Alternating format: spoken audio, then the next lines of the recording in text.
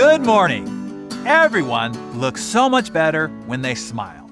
That is a quote from Jimmy Fallon, who you know now as the host of the legendary Tonight Show.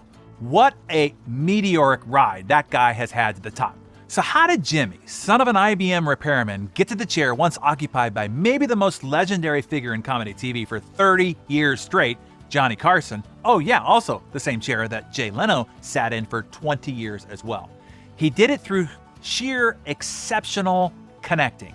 In the span of about 5 years, Jimmy Fallon went from a Saturday Night Live alum, unsuccessfully navigating Hollywood, to a late-night star and host of NBC's Tonight Show, one of the most respected franchises in entertainment.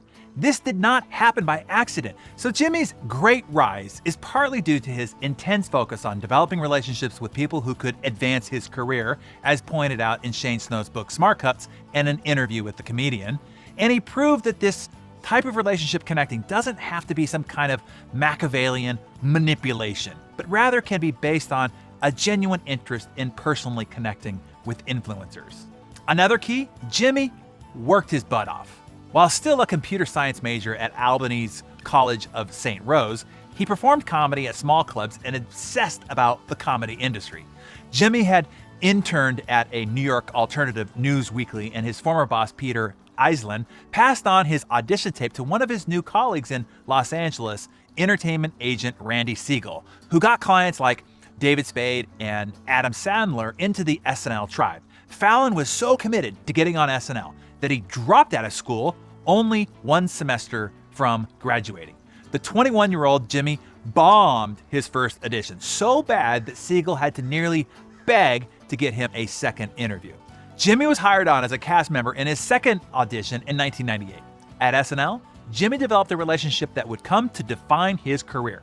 The show's creator, Lorne Michaels, is so powerful and respected in the industry that he often intimidates cast members.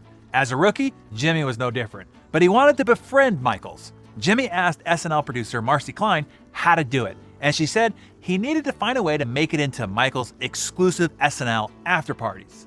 Jimmy asked her how to do that. She said, after every show, go over to Lorne and say thank you for the show. And Jimmy did. He thanked him after every single show. After a few weeks of this, Michaels invited him to sit down and have a drink with him and a clique of celebrities. Within a few sessions, Jimmy habitually joined Michaels after every show to go over that night's performance. It's amazing what a little gratitude can do, right? Michaels developed a rare friendship with Jimmy. Michaels later said of Jimmy, there's some kind of very strong connection. I can't really describe it beyond that, but it just has always been there. Interesting, right? Jimmy left SNL in 2004 to pursue a movie career, and after a few flops, he felt stuck.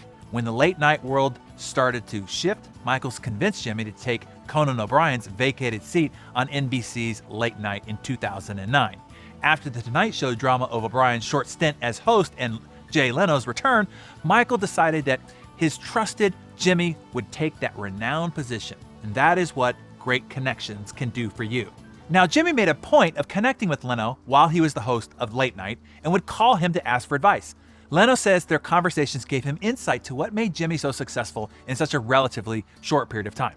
Leno said, most people in show business think that they know everything. They don't really listen to the other person. They just wait for the other person to stop talking. Respectful is the best word that I could use for Jimmy.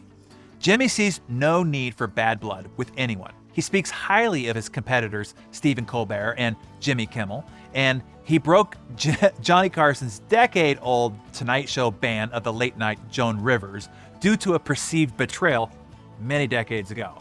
His approach has worked. Since starting in February 2014, Jimmy has attracted around 3 to 4 million viewers each night, with a much higher share of the 18 to 45 highly desired demographic than his predecessor, helped by many of his skits going viral on YouTube. Jimmy doesn't see his ascension to the coveted late-night seat as the result of carefully strategizing. Jimmy said, I was just kind of doing what I do. Maybe Lorne was playing the chess game more than I am. I could just be a piece that he's playing, but if he is, it's a great move for me. We're both winning. What Jimmy did, even if he was just doing what he does, is this. Number one, he worked hard. Let's not forget that. Number two, He connected brilliantly by asking questions of others, listening, acting on advice, showing gratitude, and being a genuinely good human being that people wanted to help, and now that people want to watch on television and YouTube incessantly. You just never know what could happen if you smile more, work hard, and make connections with great people by being a good human being. So tell us, what are 3 people you dream of connecting with in order to boost your success and business? Share that with us in the comments below. You never know who might know just who you need to know. Hey there, Allie from the A-Team